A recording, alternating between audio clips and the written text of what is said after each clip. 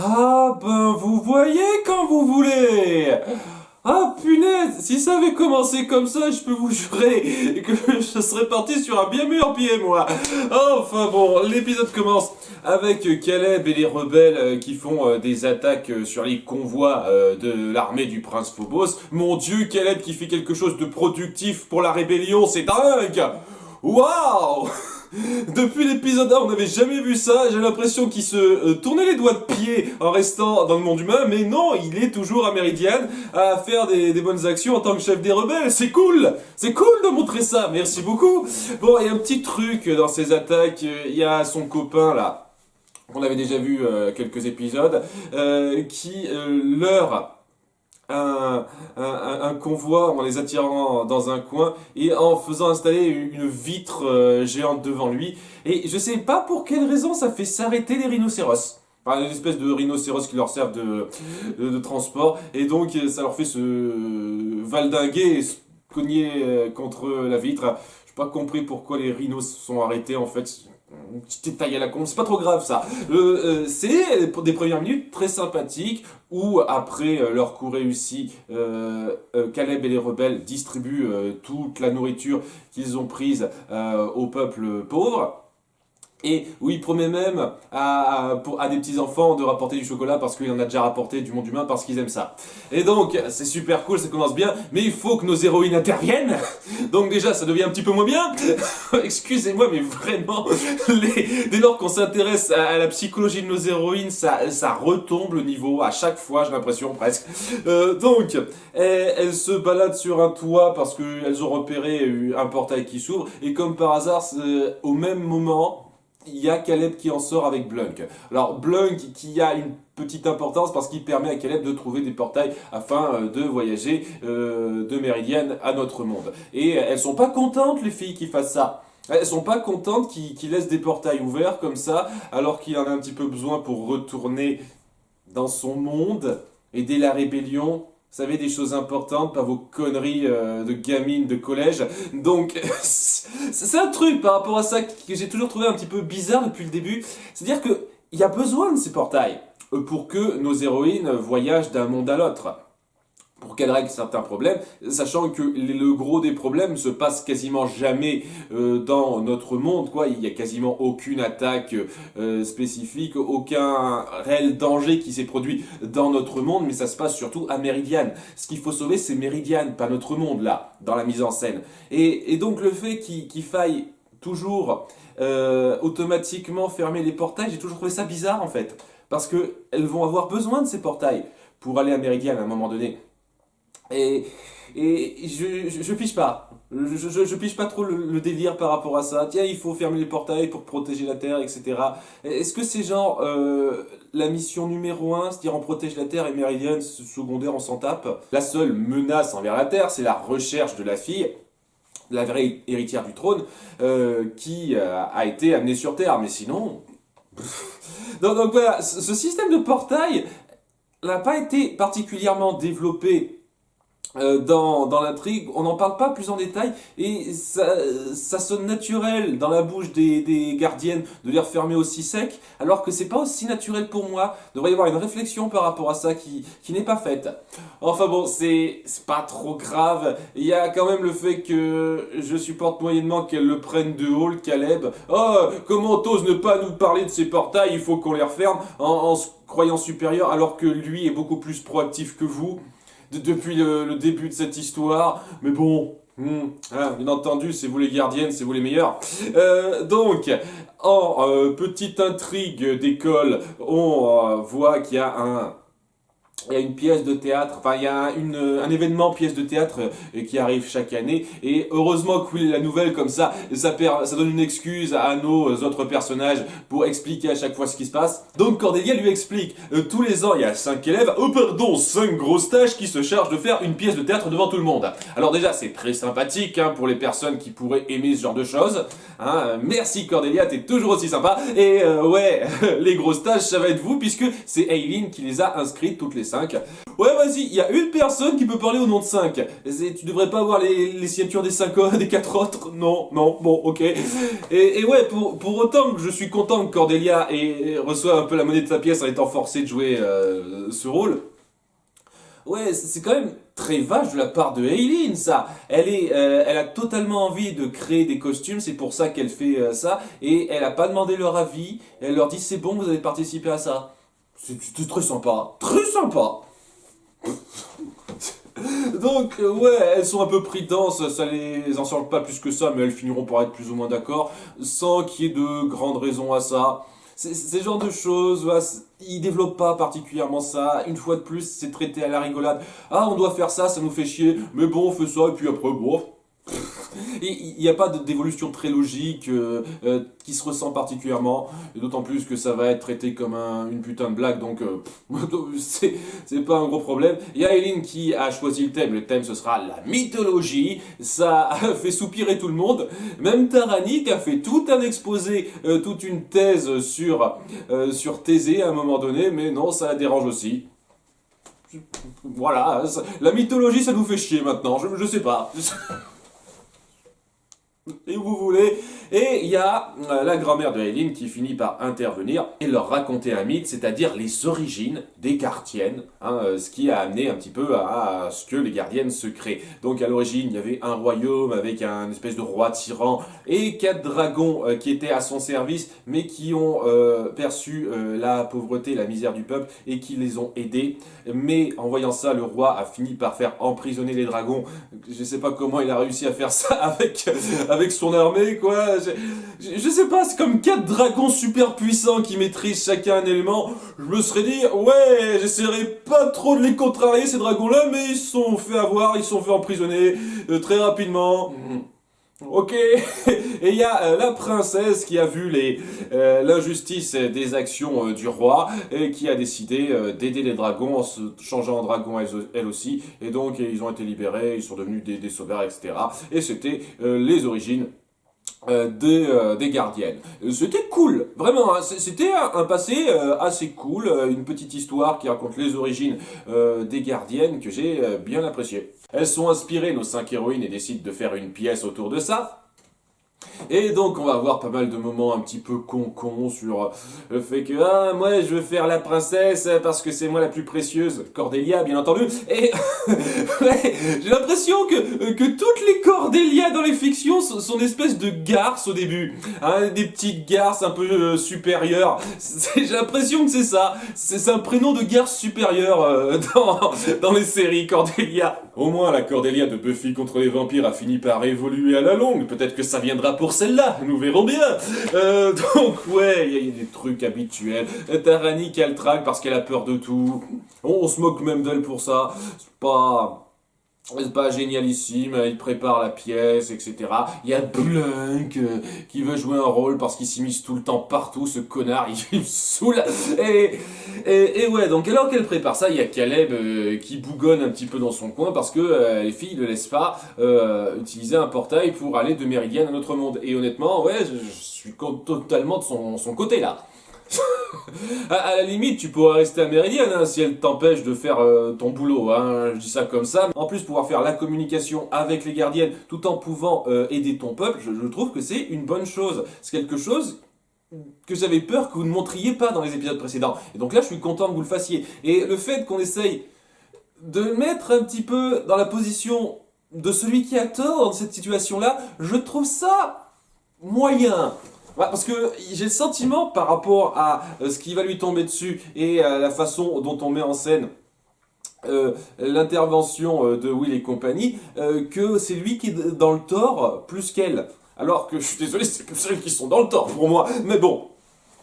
Et il finit par recevoir un message de Blunk, et pour ça je vais retourner en arrière, parce que suite aux attaques rebelles du début d'épisode, il y a le prince Phobos qui commence à avoir des doutes sur la présence d'un traître parmi leurs rangs. Et il y a Cédric qui a une bonne idée par rapport à ça, étant donné qu'il ne peut pas être à plusieurs fronts à la fois. Il se dit, et si on lançait une rumeur, comme quand on a trouvé un objet très rare, et comme ça on verrait que l'information serait transmise aux rebelles, et donc il y aurait de confirmation qu'il y a un traître, et on pourra le rechercher. Et c'est un très bon plan. Et c'est une chose que j'ai beaucoup appréciée, j'ai beaucoup aimé cette partie-là. Oui, ils font croire à toute l'armée que le sceau de Phobos a été retrouvé. Alors le sceau de Phobos, il y a Caleb qui en parlera un petit peu en détail, c'est une sorte de pendentif, de médaillon, un peu comme celui des gardiennes, qui permet pas mal de petits trucs. Hein. Donc ça permet un peu plus ou moins les choses que le médaillon permet, mais en plus, ça peut ouvrir des failles n'importe où, n'importe quand. Ce sera plus aléatoire, ça ne viendra pas juste comme ça. Et donc, ce médaillon, il a disparu parce que, bon, ça s'appelle le sceau de Phobos, pas pour rien, hein, ça appartenait à Phobos au départ, lorsque la personne qui a emmené sa petite sœur dans le monde humain il y a 13 ans s'est enfuie, elle a créé une faille grâce à ça en fuyant les gardes. Alors, très bon passage, ça lie beaucoup de choses, j'ai bien aimé ça. Le petit hic, c'est que à la fin de ce flashback raconté par Caleb, on voit que le médaillon, il n'est pas tombé dans le monde humain avec la personne qui s'est enfuie, il est tombé par terre. Parce qu'apparemment, il peut pas être transporté dans le monde humain. Je sais pas trop, je trouvais ça un peu bizarre. Et ouais, il y a Caleb qui part direct du principe qu'il est forcément resté à Meridian dans son récit, alors qu'il n'est pas censé le savoir. Alors, est-ce qu'ils ont déjà essayé le coup? Est-ce qu'ils savent pour sûr que ce médaillon ne peut pas tomber dans le monde humain? Et s'il tombe dans le monde humain plus tard, donc déjà ça cassera totalement cette petite hypothèse qu'on pourrait trouver pour vaguement excuser ça. Et puis oui, le médaillon il tombe donc juste à ses pieds au moment où elle ouvre la faille. Et donc ça tombe quoi, juste à côté d'une bouche d'égout. Et il y a un soldat qui, bêtement, sans regarder, le fait tomber dans la bouche d'égout avec son pied. Et alors déjà, en termes de mise en scène, c'est un peu forcé, mais ce que je trouve le plus dingue là-dedans, c'est que pendant 13 ans, durant lesquels Phobos a perdu son sceau, personne n'a pensé à fouiller un petit peu autour de l'endroit où la fille et la femme ont disparu, hein, sous les yeux d'énormément de gens de l'armée de Phobos. Personne n'a pensé à fouiller dans ces environs-là. Non! Waouh! Les méchants sont vraiment une bande de branques, c'est dingue! Sérieusement! Alors, j'ai beaucoup aimé la façon dont ce sceau a été introduit, mais là, c'était de la facilité grossière et stupide pour moi. Sérieusement, en 13 ans, personne n'a pensé à regarder dans le coin. En plus, il est bien visible. À la fin de l'épisode, on voit qu'il est toujours dans ces égouts-là. Hein. Personne fait gaffe à ça.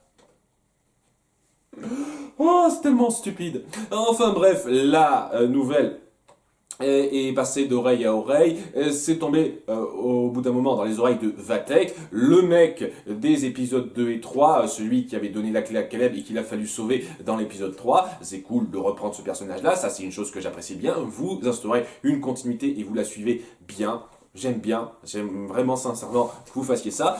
Et donc Vatek finit par faire passer l'information à Caleb via un truc que j'ai trouvé très bizarre.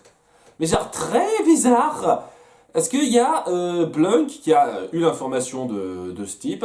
Alors déjà, je vois pas pourquoi... je vois pas pourquoi Blunk recevrait l'information de Vatek. Mais bon, okay, il finit par la faire passer à Caleb. Et... ouais, ça se fait, mais genre rapidement, alors que ça n'a aucune logique que ça se fasse rapidement. C'est genre l'information, elle peut pas passer comme ça. Blunk peut pas passer comme ça. Voir rapidement de temps en temps Vatek, histoire de, c'est lui le nouvel informateur, l'intermédiaire pour passer de lui à Caleb maintenant. C'est quoi ce délire? Et puis oui, Caleb. Il se dit, ouais, il faut trouver le sceau avant Phobos, malgré le fait que, ouais, cette information, ça doit faire un bon petit moment qu'elle a été diffusée, donc logiquement, si c'était le cas, Phobos aurait déjà trouvé, mais bon, ce genre de réflexion, c'est un petit peu trop demandé à nos personnages, hein, nous sommes d'accord, et donc décide de demander à Blunk que s'il trouve un portail de lui indiquer. Et bon, alors déjà, t'as pas besoin de dire s'il trouve, il a forcément trouvé un portail, puisqu'il a forcément voyagé de Méridiane à chez nous pour pouvoir avoir les informations de Vatek. Donc c'est n'importe quoi niveau formulation ce truc-là. Mais bon voilà, il finit par prendre un portail, se rendre à l'endroit où serait indiqué, où serait situé le seau. Mais bien entendu, c'est un piège tendu par Cédric qui le laisse dans des sables mouvants un petit peu spéciaux du coin. Et donc, nos sorcières finissent par avoir vent de la disparition de Caleb parce que il a laissé un message à la grand-mère de Eileen. Et donc, grâce à Blunk qui était là, elles finissent par savoir où il est parti, quel portail il a pris. Seulement, voilà, il y a quand même la pièce qui va bientôt se jouer. Et vu que c'est important de pas faire faux bond à ça, il y a la grand-mère de Eileen qui finit par leur dévoiler un autre pouvoir du médaillon. Parce qu'à nouveau, ce médaillon peut sortir à peu près tous les pouvoirs possibles de son cul dès lors que ça arrange le scénario, hein, bien entendu. Et donc, ouais, ce médaillon a le pouvoir de créer des clones astrales de nos héroïnes. Donc grâce à ça, elles peuvent avoir leur double qui joue la pièce.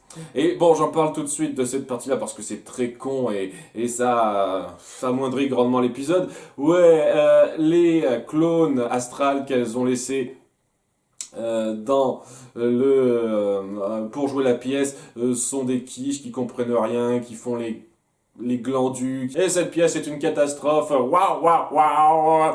Et c'est un truc que je trouve un peu irritant, je vous cache pas. Parce que pour une fois qu'elles essayent de faire un truc juste, enfin, vous voyez, hein, pas utiliser leur pouvoir pour des conneries égoïstes comme il y en a vu à quelques épisodes avant. Non, ici, elles veulent se servir de ça pour pouvoir être à un autre endroit à la fois. Et ben, ça va leur retomber sur la gueule. Parce que, voilà, elles vont être super collées à la fin à cause de ce qui s'est passé. Et oui, j'ai le sentiment que ce côté, vous allez être collés pendant de très très longues heures, etc. Ce sera pas repris par la suite, hein. Elles continueront leur vie scolaire comme si de rien n'était. Leurs parents n'ont rien à foutre, ils vont pas les gronder pour ça ou une connerie comme ça. Non, non, non, hein. Je sens vraiment que ce genre d'intrigue à la con qui semble amener des conséquences pas trop négligeables, en fait, les conséquences on les verra pas du tout et on s'en foutra royalement de ça. Et oui, c'est le genre de détails qui plombe même les épisodes plutôt sympathiques, parce que je le dis, cet épisode est plutôt sympathique quand même. Enfin bref, pendant ce temps-là, donc nos héroïnes se rendent à Méridiane via le portail. Et ouais, le portail qu'il a trouvé, Blunk, apparemment il était pas loin des sables mouvants où se trouve, où a été pris Caleb. C'est une chance. J'en sais rien. Elles peuvent pas le pister particulièrement, Caleb, à partir de ça. Et on montre à aucun moment qu'il se rend à un endroit précis. En tout cas, c'est pas dit dans la lettre que leur a montré la grand-mère de Eileen. Donc je sais pas. Bof, voilà. C'est un petit peu bof dans la mise en scène. Et donc, elle tombe sur les fameux sables mouvants qui sont mouvants mais jusqu'au bout, c'est-à-dire qu'ils se déplacent, ces sables, ils ne sont pas toujours au même endroit, apparemment, et ils tombent sur deux jeunes enfants qui leur racontent un petit peu ce qui s'est passé. Ils connaissaient un petit peu le principe de ces sables mouvants. Et ils racontent aussi que leur grand frère a été pris dans ces sables mouvants il y a une longue période de temps. Donc, ouais, c'est quand même assez triste. Alors, on montre pas nos héroïnes être des connasses avec la réplique cinglante sur le cou. C'est quand même sympathique. Mais bien entendu, on les montre pas non plus être particulièrement rassurante ou quoi que ce soit. On aurait pu montrer un passage, parce que j'ai le sentiment que c'était un peu parti sur ça, lorsque Will se penche sur eux, où elle essaye de les rassurer, on va aider votre frère, même si je sais pas, ça fait des lustres qu'il a disparu, je vois pas pourquoi il sera encore en vie, mais bon, et on pourrait la montrer compatir dans un petit moment touchant, qui prendrait un petit peu le temps de s'instaurer. Mais non, elle se penche un peu sur eux, et paf, on passe à la suite. Enfin, on fait un enchaînement sur la pièce de théâtre où les astrales font des grosses conneries. Voilà. Donc ça n'a pas le même poids que ça aurait pu avoir si on avait pris ça un peu plus au sérieux. C'est un peu dommage.